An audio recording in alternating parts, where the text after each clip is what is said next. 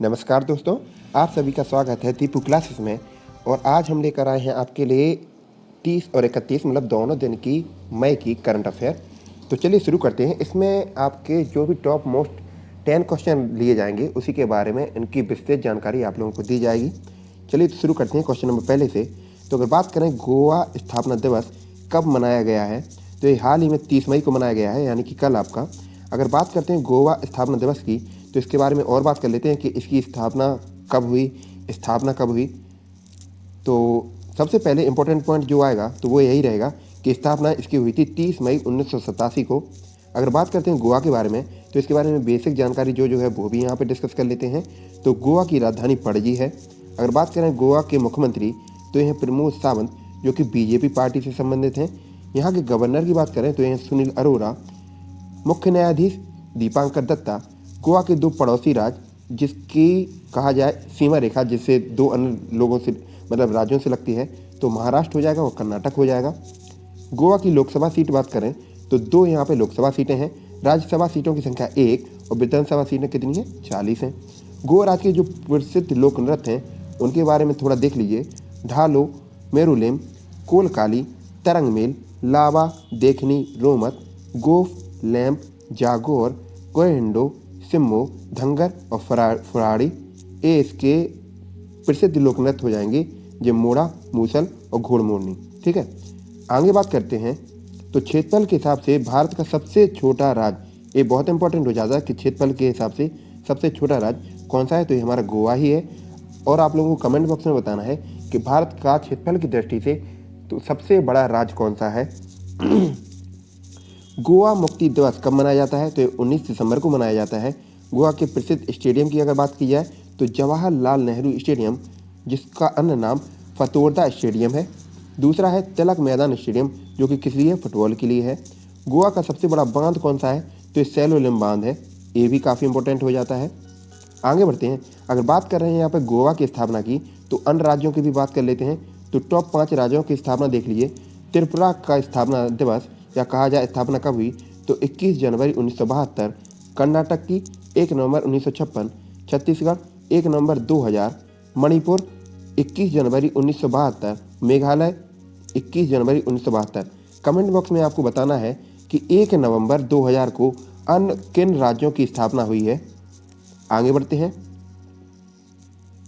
देश के नए वाणिज्य सचिव, जिसे कॉमर्स सेक्रेटरी के नाम से जाना जाता है, ये कौन बने हैं, तो हाल ही में BVR सुब्रमण्यम बने हैं। अगर बात की जाए ये हमारे IAS से संबंधित हैं। आगे इनके बारे में और बात कर लेते हैं। तो देखिएगा, IAS BVR सुब्रमण्यम को मिनिस्ट्री ऑफ कॉमर्स में सचिव बनाया गया है, मतलब सेक्रेटरी बनाया गया है। और BVR सुब्रमण्यम 30 जून 2021 से इस पद पर नियुक्त होंगे और वे अनूप वाधवन का स्थान लेंगे। तो मतलब अगर कहा जाए कि इनके पहले कौन थे, तो वो हो जाएंगे हमारे अनूप वाधवन। अगर बात की जाए टॉप 5 नियुक्तियां, तो ये भी देख लीजिए। भारत के नए वित्त सचिव इंडियन फाइनेंस सेक्रेटरी कौन बने हैं, तो TB सोमनाथन। भारत के मुख्य चुनाव आयुक्त यानी कि CEC चीफ इलेक्शन कमिश्नर कौन बने हैं, तो सुरली चंद्रा। BRO की पहली महिला कमांडिंग अधिकारी कौन बनी है, तो ये वैशाली हिवा से। वित्त मंत्रालय में आर्थिक मामलों में विभाग के नए सचिव कौन बने, तो ये अजय सेठ बने हैं। ठीक है, तो ये 5 नियुक्तियां भी आप याद रखिएगा। आगे बात करते हैं 5वीं, संसदीय कार्य मंत्रालय के नए सचिव कौन बने हैं, तो ज्ञानेश कुमार। अगला क्वेश्चन देखिए, question number 3। Indian broadcasting foundation, जिसे IBF के नाम से जानते हैं, इसका नया नाम क्या कर दिया गया है, तो इसका नया नाम कर दिया गया है Indian broadcasting and digital foundation. यानी कि IBF में D और आ गया है, यानी कि डिजिटलाइजेशन, जैसे कि हमारे प्रधानमंत्री इसमें बहुत जोर दे रहे हैं, तो वही जोड़ा गया है। इसके बारे में थोड़ा डिस्कस कर लेते हैं। ब्रॉडकास्टिंग के शीर्ष संगठन इंडियन ब्रॉडकास्टिंग फाउंडेशन ने अपनी दायरे का विस्तार कर डिजिटल स्ट्रीमिंग सेवाओं को शामिल कर रहा है, तथा इसलिए अब इंडियन ब्रॉडकास्टिंग फाउंडेशन का नाम बदलकर क्या कर दिया गया है, Indian broadcasting and digital foundation. आगे बात करते हैं कि 5 टॉप जो नाम परिवर्तन हुए हैं उसके बारे में भी। तो कुन्नूल हवाई अड्डे का नाम बदलकर क्या कर दिया गया है, ओयाल बाड़ा नरसिम्हा रेड्डी। रावलपिंडी में प्रसिद्ध KRL क्रिकेट स्टेडियम का नाम शोएब अख्तर कर दिया गया है। मध्य प्रदेश के होशंगाबाद शहर का नाम नर्मदापुरम कर दिया गया है। रानी ए झांसी रेलवे स्टेशन का नया नाम वीरांगना महारानी लक्ष्मीबाई कर दिया गया है। और हबीबगंज जो कि भोपाल के निकट है, इसका नाम बदलकर क्या कर दिया गया है, अटल जंक्शन कर दिया गया है। आगे देखिएगा, त्यांग इन हंग माउंट एवरेस्ट पर सबसे तेज चढ़ाई करने वाली दुनिया की पहली महिला बन गई हैं। इसका संबंध किस देश से है, तो ये हमारे हांगकांग से है। अगर इसके बारे में बात की जाए तो सबसे पहला क्वेश्चन तो इंपॉर्टेंट यही हो जाता है कि सबसे तेज चढ़ाई करने वाली महिला का नाम, तो ये हो जाएगा त्यांग इन हंग। और कहा जाए किस देश से, तो ये हांगकांग से है। इनके बारे में विस्तृत जानकारी कर लेते हैं।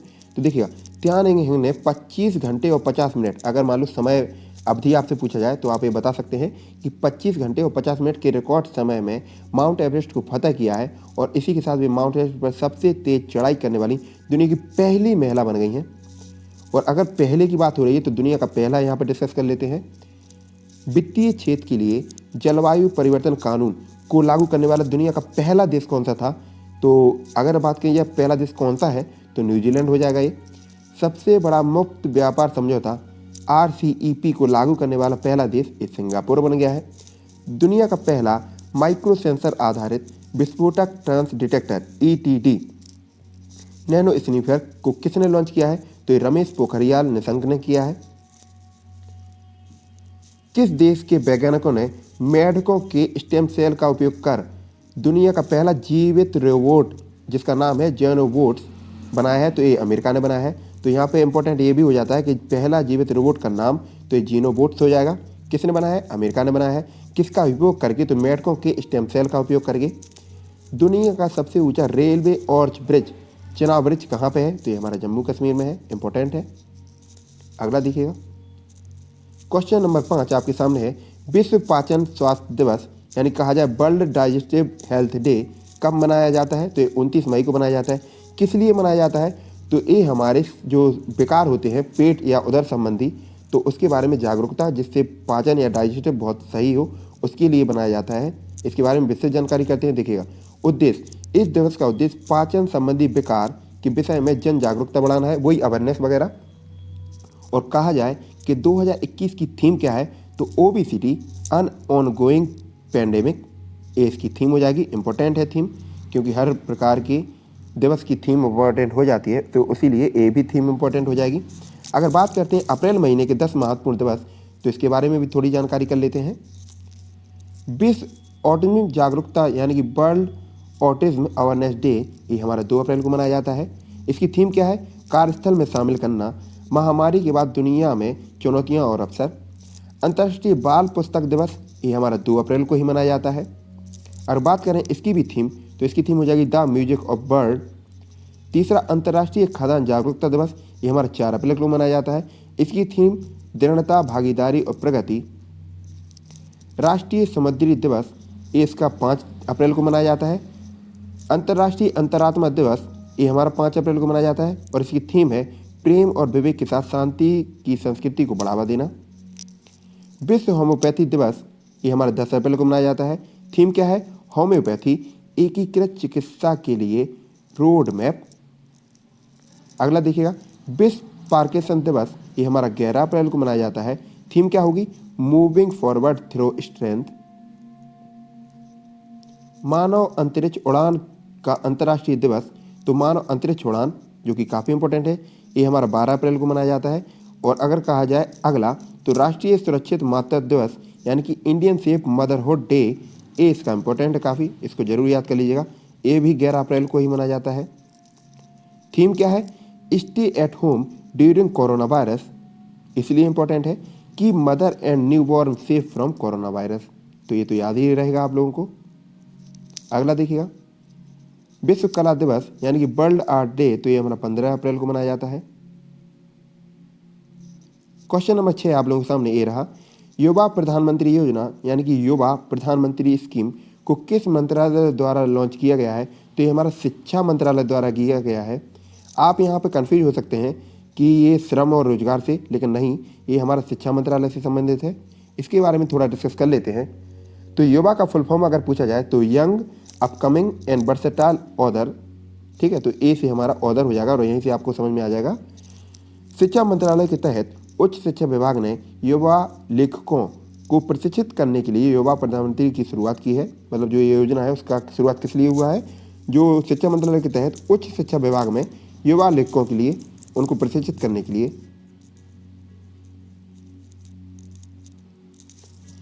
यह योजना युवा और नवोदित लेखकों यानी कि 30 वर्ष से कम आयु वाले को प्रशिक्षित करने के लिए एक लेखक परामर्श कार्यक्रम के द्वारा होता है। इस योजना के तहत पढ़ने लिखने और पुस्तक संस्कृति को बढ़ावा दिया जाएगा। और अगर कहा जाए हमारे शिक्षा मंत्री कौन है, तो हमारे देश के शिक्षा मंत्री कौन है? रमेश पोखरियाल निशंक। अगर बात करें टॉप 5 योजना की, तो सहेली समन्वय योजना जो किसने शुरू किया है? नई दिल्ली यानी कि आम आदमी पार्टी की सरकार ने। अगला देखिएगा, जम्मू कश्मीर की सरकार ने प्रतिभाशाली लड़कियों के लिए क्या किया है? सुपर 75 स्कॉलरशिप योजना का लॉन्च किया गया है। स्वर्ण जयंती नारी संबल योजना हिमाचल प्रदेश। राजस्थान की सरकार ने अपने बजट में मेजर ध्यानचंद स्टेडियम योजना का शुभारंभ किया है। छत्तीसगढ़ की सरकार ने कौशल्या मातृत्व योजना का शुभारंभ किया है। अगला क्वेश्चन देखिएगा, सुब्रत भट्टाचार्य को किस देश के भारतीय राजदूत की नियुक्त किया गया है? तो ये हो जाएगा हमारा चिली। अगर बात करें इसके कुछ इंपॉर्टेंट बारे में, इंपॉर्टेंट फैक्ट, तो सुब्रत भट्टाचार्य वर्तमान में सर्बिया के भारतीय राजदूत हैं और ये अब कहाँ के बनेंगे? चिली के बनेंगे। चिली के बारे में अगर बात कर लेते हैं तो चिली दक्षिण अमेरिका में स्थित है। चिली की राजधानी सैंटियागो है।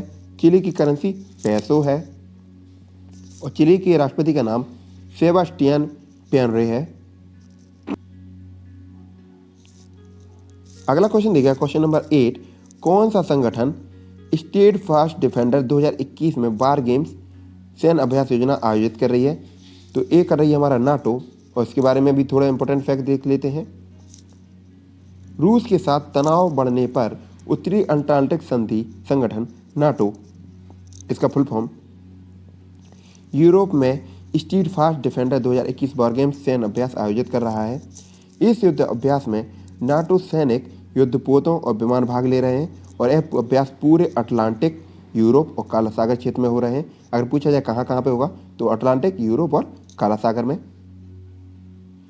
इस अभ्यास का उद्देश्य अगर बात की जाए तो क्या हो जाएगा कि सभी देशों में आपसी सहयोग और सैन्य शक्ति का प्रदर्शन करना, ताकि युद्ध जैसी स्थितियों को आसानी से मतलब मिलजुल कर निपटा जा सके। अगर बात करें नाटो के फुल फॉर्म की, तो यह हो जाएगा नॉर्थ अटलांटिक टेरिटरी ऑर्गेनाइजेशन, उत्तरी अटलांटिक संधि संगठन। स्थापना 4 अप्रैल 1949, मुख्यालय ब्रुसेल्स में। महासचिव जेम्स स्टोल्टेनबर्ग। अगर हमारा पढ़ा हुआ आपके समझ में आ रहा है और आपको लग रहा है कि मेहनत की है, तो प्लीज़ सेशन को लाइक करते चलें और दोस्तों में ज़रूर शेयर कर देना। अगला देखिए, क्वेश्चन नंबर 9, किस राज्य की सरकार ने लक्ष्मी भंडार योजना का शुभारंभ किया है? तो हमारा हो जाएगा पश्चिम बंगाल। अगर बात की जाए पश्चिम बंगाल, तो यहाँ पे अभी किनकी? दीदी की सरकार बनी है, जो कि टीसीपी से संबंधित हैं।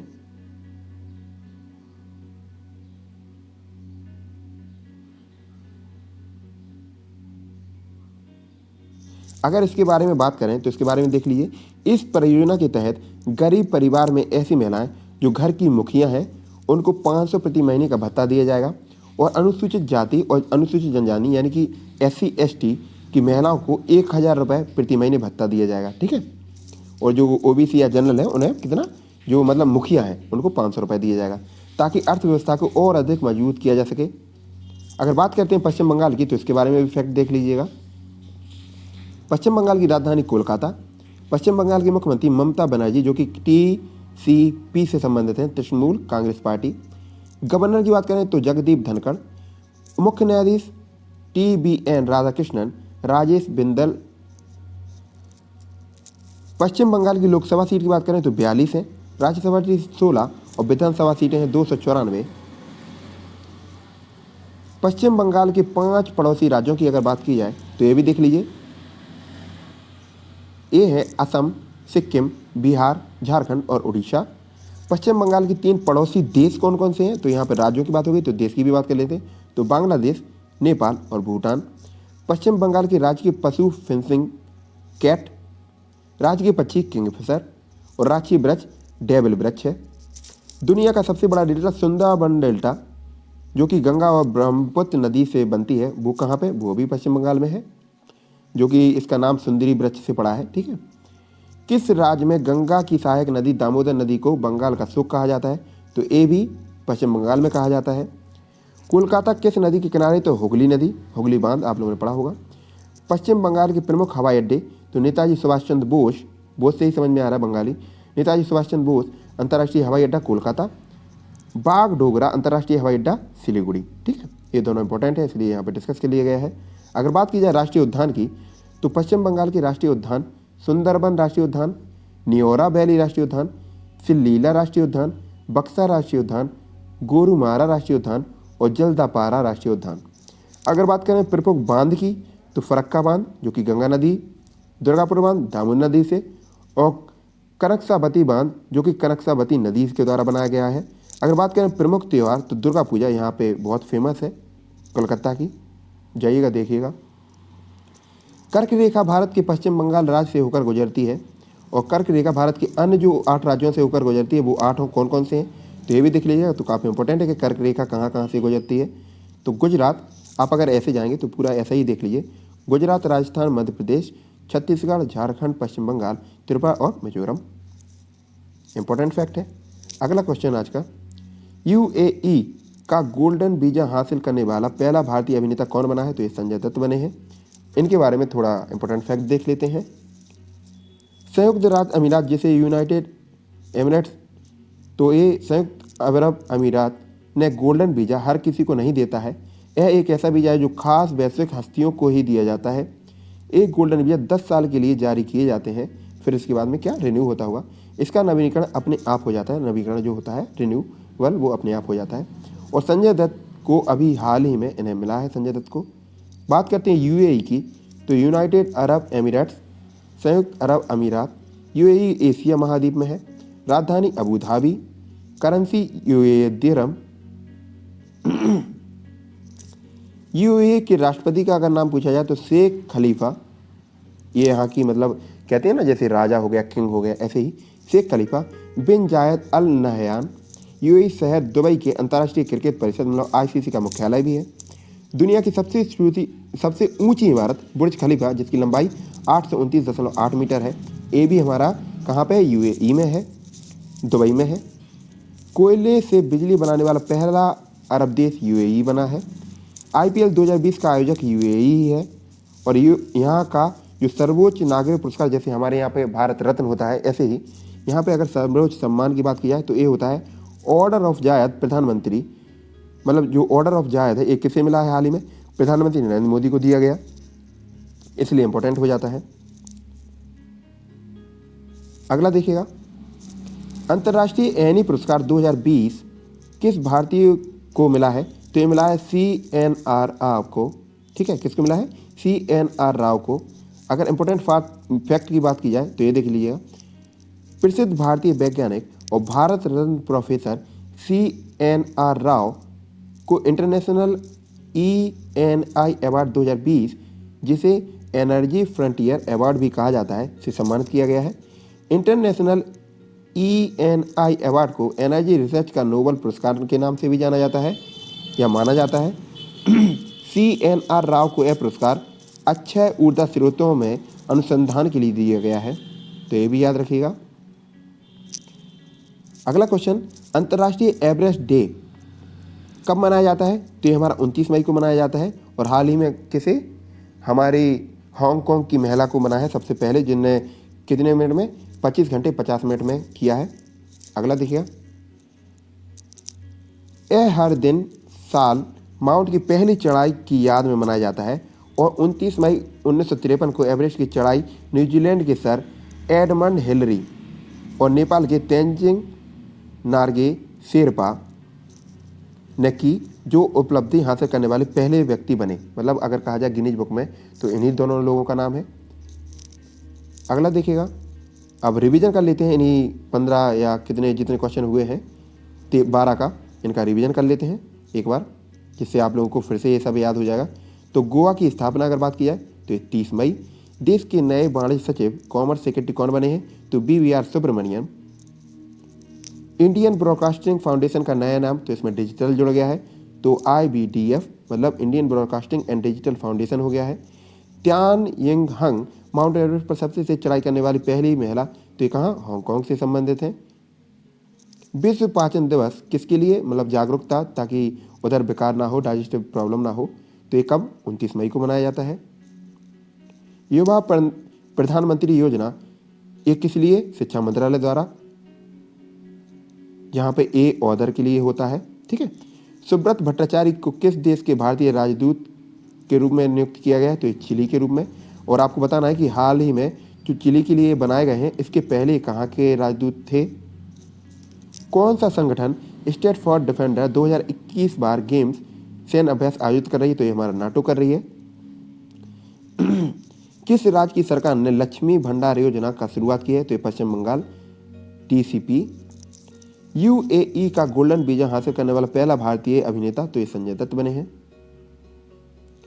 अंतर्राष्ट्रीय एनी पुरस्कार 2020 किस भारतीय को मिला है, तो ये CNR राव को मिला है। अंतर्राष्ट्रीय एवरेस्ट दिवस कब मनाया जाता है, तो 29 मई। किस लिए मनाया जाता है, क्योंकि सबसे पहले चढ़ाई की थी, ठीक है, तो उनकी याद में मनाया जाता है, उपलब्धि हासिल करने की। तो अगर सेशन पसंद आया तो सेशन को लाइक कर दीजिएगा, शेयर कर दीजिएगा, सब्सक्राइब कर दीजिएगा। मिलते हैं नेक्स्ट वीडियो में, तब तक के लिए धन्यवाद।